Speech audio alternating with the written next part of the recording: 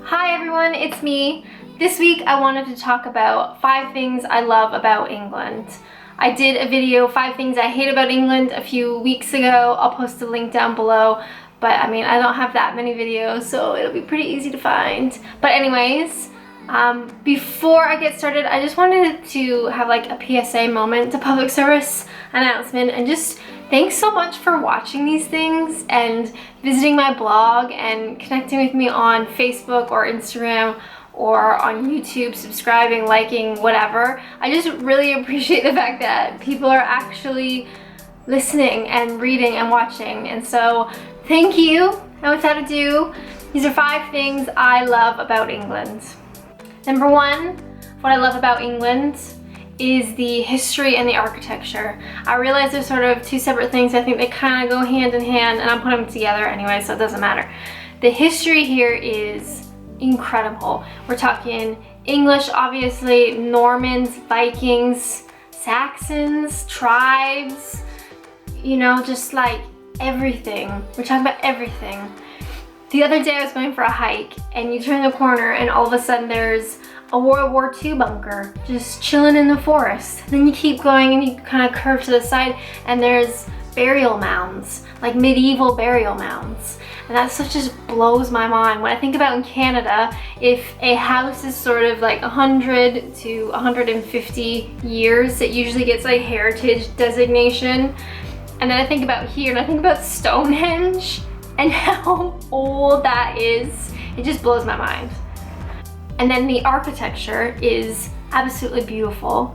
You've got London. I mean, everyone sort of knows what London looks like, but then when you go to places like Bath, that has this beautiful sort of yellow stone European look almost to it. The architecture is incredible. And then you go to Oxford and it looks very, you know, intelligently beautiful white stone buildings, and it's just, the architecture is incredible, the history is wonderful, and I just love it. And number 2, what I love about England, in Canada, you might know, or my Canadians will know, when you start a job, basically the common vacation time will be 2 weeks. So we're talking 10 days. In England, I don't know if it's mandatory or if it's common or what's the law, because I didn't do any research for this, but I know that people get 25 days holiday. I got 25 days holiday, you get 25 days holiday, you get 25 days holiday. It's incredible. I mean, I have an entry-level job, like as a foreigner, and I'm getting 25 paid vacation days, and that's awesome. Canada, we need 25 days. We need it. Number 3, what I love about England is the countryside and the hikes. Again, a lot of the time we think of London when we think of England, which is such a shame, because as much as London is cool, there is so much more to the country, and I think it's much more rural and countryside than people imagine. So from here, I mean, I live in a town near, you know, kind of large cities near London, sort of within 10-minute drive. There are so many trails and hikes, and what I love about them is this public right-of-way. So one of my favorite hikes is this big loop, but you have to go through farms to be able to connect to the loop, and normally that's private property, you wouldn't be allowed to, but with this public right-of-way, I'm allowed to walk through this field even if there's cows, horses, sheep, goats, chickens. Not come across chickens yet, but you know, maybe.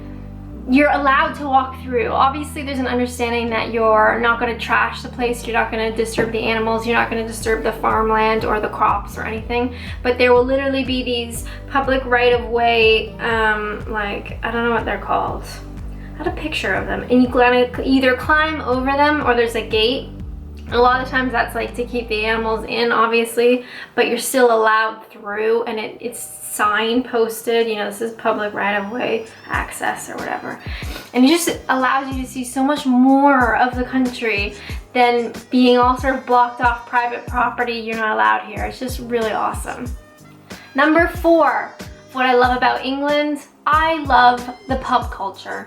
I'm talking pubs everywhere. There's so much to choose from. They got so many interesting names, but what I love about them is this culture of just comfort, I guess.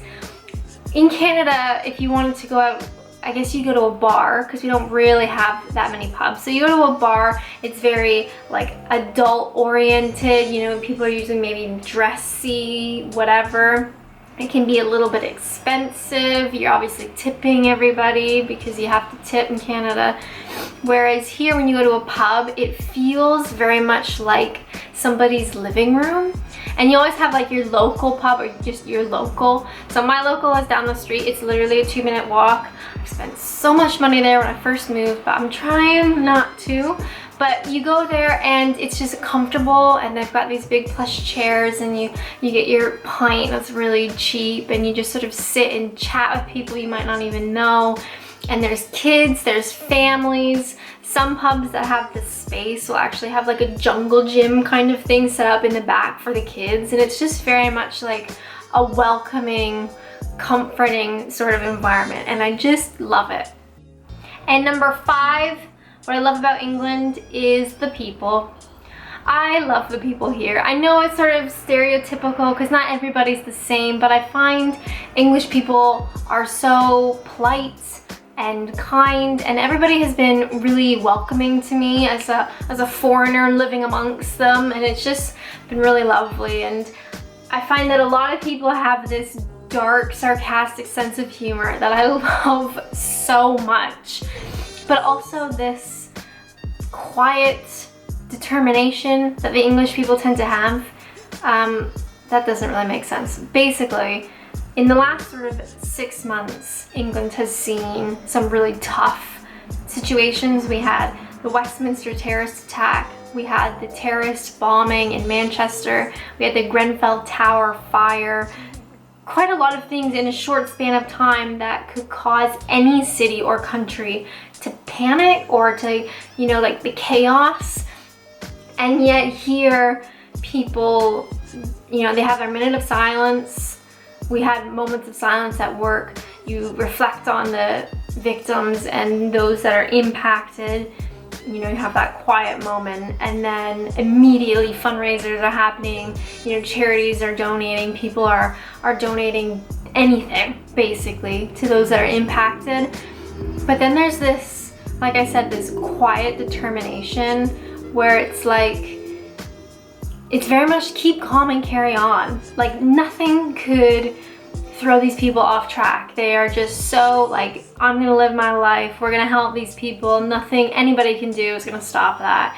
And I absolutely love that quality so much. If that makes sense at all, I hope it does. And those are my 5 things I love about England.